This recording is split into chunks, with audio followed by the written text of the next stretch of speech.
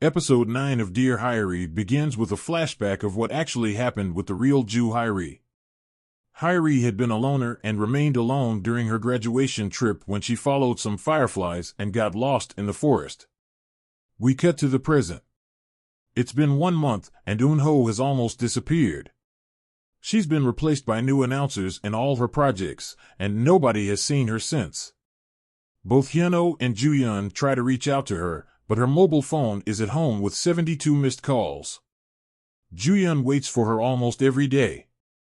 Elsewhere, during a conversation with Jeon, Choron confesses that she does like Hyun-ho, and Hyun-ho overhears it. They have a conversation about how Hyun-ho did consider getting married to her when she said she didn't care about him, but he cannot do it anymore and makes it clear that they would never be married. Back home, Shin-young, whose husband had to leave to avoid getting arrested by the police years ago, returns as Hyun-ho's grandma's cancer improves. At Media in Seoul's office, Ju-yeon asks his co-workers about the meaning of an announcer being taken off all their projects. Hyun responds that they've either quit or are on a sabbatical. Finally, Ju-yeon meets with Hyun-ho and tells him about Eun-ho's illness and the fact that he's been in a relationship with her other identity, Ju Hyeri. There's a long, drawn-out, awkward conversation between the two where Hyun-ho is more shocked about Eun-ho dating a different man, with Ju-yeon rightly questioning him if he's even worried about the pain Eun-ho had to go through to reach that stage. Hyun-ho remembers the psychiatric clinic he dropped Eun-ho at and visits the doctor. He's meant to ask about Eun-ho, but the doctor refuses to relay anything about the patient, so they begin talking about Hyun-ho instead. Hyun-ho confesses that he's heartbroken and that he never meant to break up with Eun-ho. He's worried about being the cause of Eun-ho's illness, but the doctor tries to make him understand that there are many factors in developing the disorder. Later, Hyun-ho hears from Jae-young about the parking lot Eun-ho worked at as Hyeri and visits the other parking assistant, where he finds that Hyeri had been working there for 3 to 4 years, precisely the time around their breakup. Hyun-ho then goes back home straight to his room and cries, with his grandma trying to comfort him.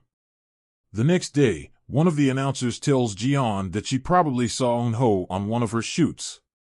This is when Hyun-ho receives a phone call from the police and goes over to pick up Ju Hyeri, who the police claim has been living in a tent-like cabin in the mountains. It seems like Eun-ho's personality has reverted to Hyeri, but with a fresh scar on her hand.